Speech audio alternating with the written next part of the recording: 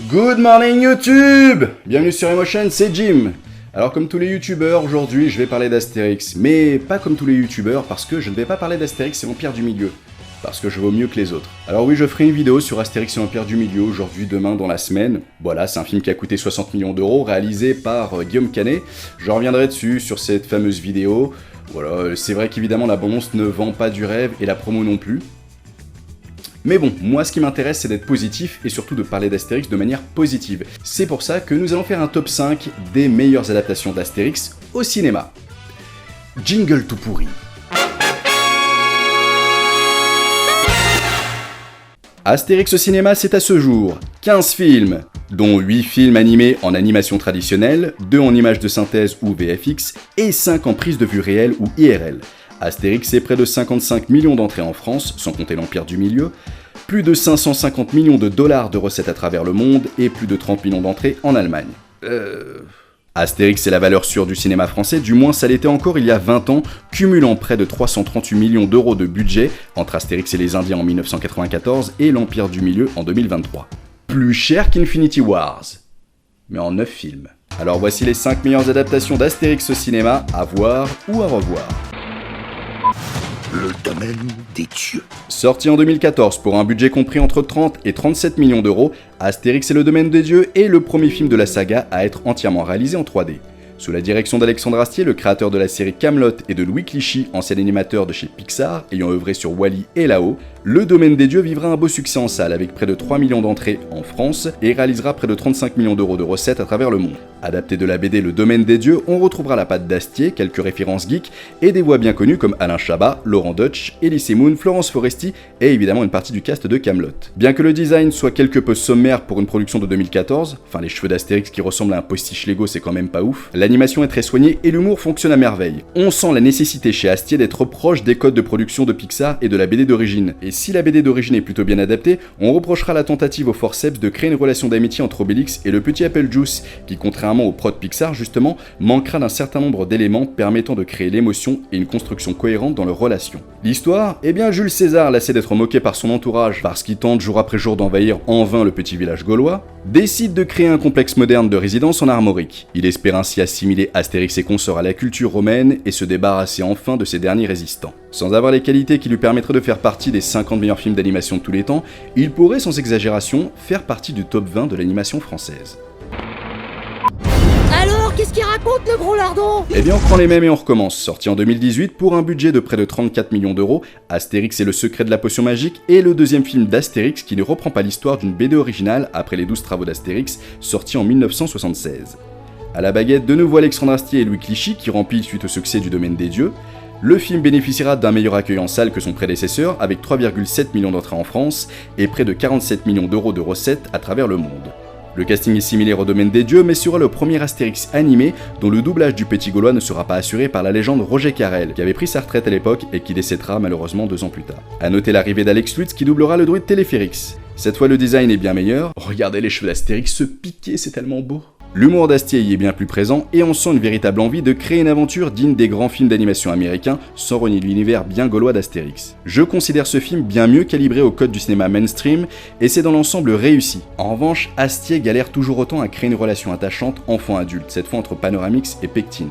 Oui, alors c'est un problème que j'ai avec toutes les productions d'Astier, c'est le degré zéro de l'émotion à chaque fois. L'histoire. Panoramix chute d'un arbre alors qu'il est en train de cueillir du gui et pense qu'il est temps pour lui de trouver un successeur. Il part alors avec Astérix et Obélix en quête d'un druide à qui il pourra léguer ses secrets. Mais tapis dans l'ombre, Sulfurix, l'ennemi juré de Pano qui a succombé au charme de la magie noire étant jeune, décide de se venger du druide gaulois.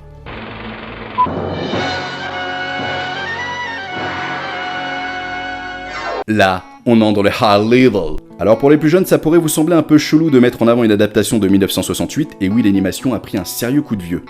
Même pour les standards de l'époque, regardez les animés Disney des années 60. De l'aveu de Goscinny et Uderzo, les créateurs d'Astérix, la faiblesse technique des deux premiers, Astérix et Cléopâtre étant le deuxième film de la franchise, les poussera à créer les studios Idéfix quelques années plus tard. Réalisé par René Goscinny et Albert Uderzo eux-mêmes, Astérix et Cléopâtre fera près de 2 millions d'entrées en France et 3,5 millions d'entrées en Allemagne. C'est-à-dire que ce dessin animé a fait plus d'entrées dans le pays d'Angela Merkel que dans son pays d'origine.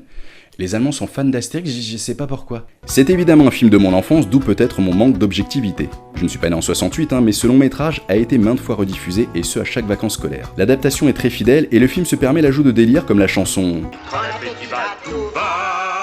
et le cultissime... Le pudding à la sonique. Le délire du doublage, qui est une vanne présente dans la BD et qui vient en introduction du film, est devenu culte. Cette scène me fascine encore aujourd'hui.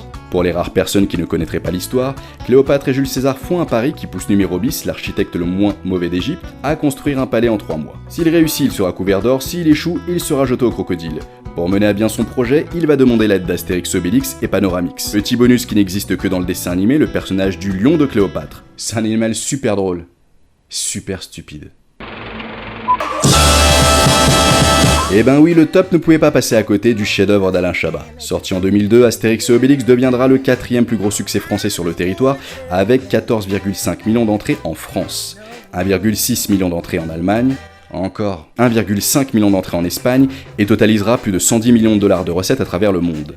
Véritable film culte qui bénéficiera d'un budget de 50 millions d'euros, le film le plus cher du cinéma français à l'époque jusqu'à Astérix aux Jeux Olympiques 6 ans plus tard, ce film fera exploser Jamel Debbouze et bénéficiera d'effets spéciaux encore super cool 20 ans plus tard.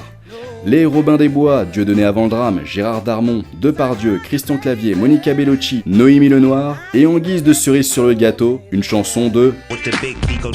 Salué par le public et la presse, Astérix et Obélix Mission Cléopâtre est aujourd'hui considéré comme une des plus grandes comédies françaises de l'histoire. La réussite de ce film sera également le climax d'Astérix et Alain Chabat, car ni l'un ni l'autre ne retrouveront le même succès. Sorti en 1976, Les 12 travaux d'Astérix sera l'un des 2 seuls longs métrages produits par les studios Idéfix qui fermera ses portes en 1978 après le décès de René Goscinny.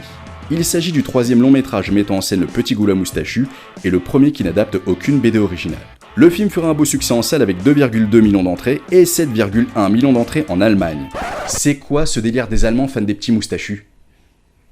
Pour devenir les maîtres de Rome, Jules César impose 12 travaux à Astérix et Obélix. 12 travaux extrêmement drôles. Entre un karatéka allemand, les prêtresses de l'île du plaisir et la maison qui rend fou, nos 2 compères vont devoir réussir des épreuves aussi loufoques les unes que les autres. Proposant une animation hyper soignée pour l'époque, les 12 travaux d'Astérix enchaînent les vannes, les blagues méta et s'amusent à briser le 4e mur avec des anachronismes à mourir de rire. Je dois avouer que ce film a été au coude à coude avec le métrage de Chabat, mais ayant découvert ce dessin animé à 12 ans, il est devenu une de mes Madeleines de Proust. Et il se pourrait donc que je manque d'objectivité. Cependant, je vous invite à voir ce film disponible gratuitement sur YouTube, tout comme Astérix et Cléopâtre. Voilà, j'espère que cette vidéo vous a permis de redécouvrir Astérix, et pour ceux qui ne connaissent pas les longs métrages, en tout cas les dessins animés d'Astérix, j'espère que ça vous a donné envie de les voir. N'hésitez pas, je crois qu'il y en a 5 ou 6 disponibles gratuitement sur YouTube.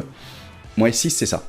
Voilà, j'espère que cette vidéo vous a plu. Le topo habituel, n'hésitez pas à commenter, à vous abonner si ce n'est pas fait, à laisser un petit pouce levé.